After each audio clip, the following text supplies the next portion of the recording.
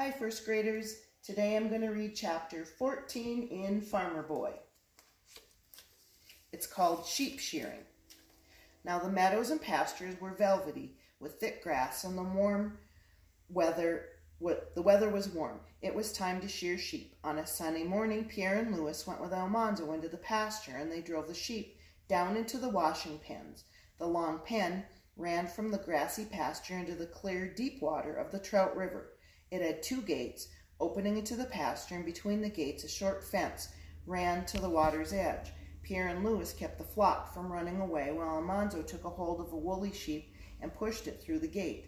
In the pen, Father and Lazy John caught hold of it, and then Almanzo pushed one through, and Royal and French Joe caught it. The other sheep stared and bleated, and the 2 sheep struggled and kicked and yelled, but the men rubbed their wool full of brown soft soap and dragged them into the deep water. There the sheep had to swim. The men stood waist deep into the swift water and held onto the sheep and scrubbed them well. All the dirt came out of their wool and floated downstream with the soap suds. When the other sheep saw this, every one of them cried, "Ah, ah, ah," and they all tried to run away. But Almanzo and Pierre and Louis ran yelling around the flock and brought it back into the gate again. As soon as a sheep was clean, the men made it swim around the end of the dividing fence, and they boosted it up to the bank into the outer side of the pen, and the poor sheep came out, bleeding and dripping wet. But the sun soon dried it fluffy and white. Okay, I want to tell you, bleeding and bleating are 2 different things. Bleeding is when you cut yourself. Bleating is the sound that a sheep makes. As fast as the men let go of one sheep, Almanzo pushed another into the pen. They caught it and soaped it and dragged it into the river. Washing sheep was fun for everybody but the sheep. The men splashed and shouted and laughed in the water, and the boys ran and shouted in the pasture. The sun was warm on their backs, and the grass was cool under bare feet, and all their laughter was small in the wide, pleasant stillness of the green fields and meadows. One sheep butted John, and he sat down in the river, and the water went over his head, and Joe shouted, "Now if you had soap in your wool, John, you'd be ready for shearing." When the evening came, all the sheep were clean, fluffy, and white, and they scattered up the slope, nibbling the grass, and the pasture looked like a snowball bush in bloom.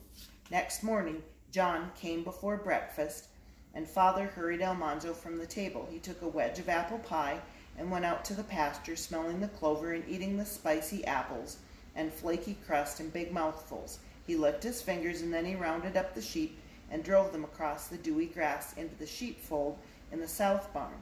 Father had cleaned the sheepfold and built a platform across one end. He and Lazy John each caught a sheep and set it up in the platform and began cutting off its wool with long shears. A shear is a scissor with really long blades. The thick white mat of wool peeled back all in one piece, and the sheep was left in bare pink skin. And with the last snick of the shears, the whole fleece fell off the platform, and the naked sheep jumped off it yelling, "Ah, ah," and all the other sheep yelled right back at the sight. But Father and John were shearing 2 more. Royal rolled the fleece tightly and tied it with twine, and Almanzo carried it upstairs and laid it on the loft floor.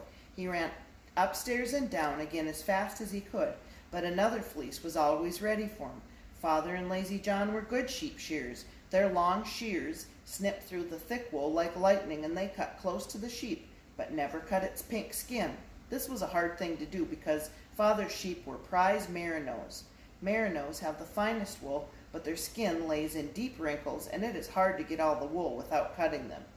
Almanzo was working fast, running upstairs with the fleeces. They were heavy, so that he could carry only one at a time. He didn't mean to be idle, but when he saw the tabby barn cat hurrying past with a mouse, he knew she was taking her to her new kittens. He ran after her, and far up the eaves of the big barn he found the little nest of hay with 4 kittens in it. The tabby cat curled herself around them loudly, purring, and the black slits in her eyes widened and narrowed and widened again. The kittens' tiny pink mouths uttered tiny meows, and meows, and their naked little paws had wee white claws, and their eyes were shut. When Almanzo came back to the sheepfold, 6 fleeces were waiting, and Father spoke to him sternly. "Son," he said, "see to it that you keep up with us after this." "Yes, Father," Almanzo answered, hurrying, but he heard Lazy John say, "He can't do it. We'll be through before he is." Then Father laughed and said, "That's so, John. He can't keep up with us." Almanzo made up his mind that he'd show them.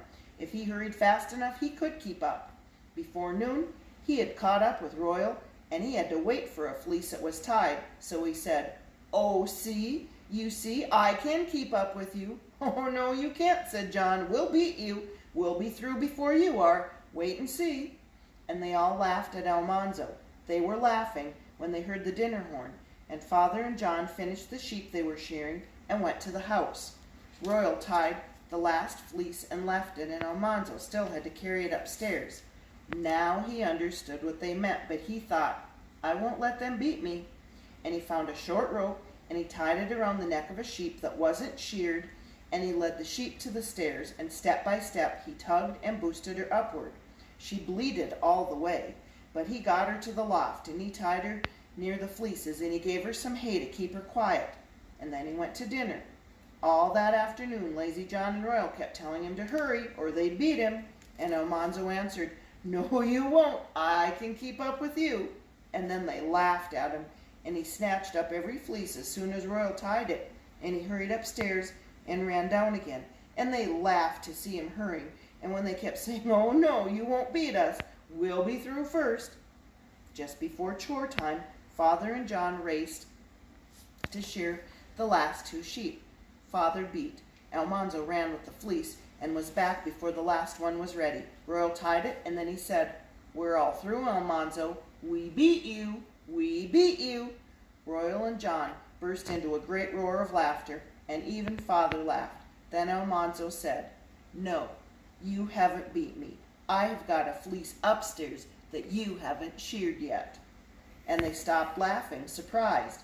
At that very minute, the sheep in the loft, hearing all the other sheep let out to the pasture, cried, "Ah!" And Almanzo shouted, "There's the fleece. I've got it upstairs, and you haven't sheared it yet. I beat you. I beat you." And John and Royal looked so funny that he couldn't stop laughing, and Father roared with laughter. "Joke's on you, John," Father shouted. "He who laughs best laughs last."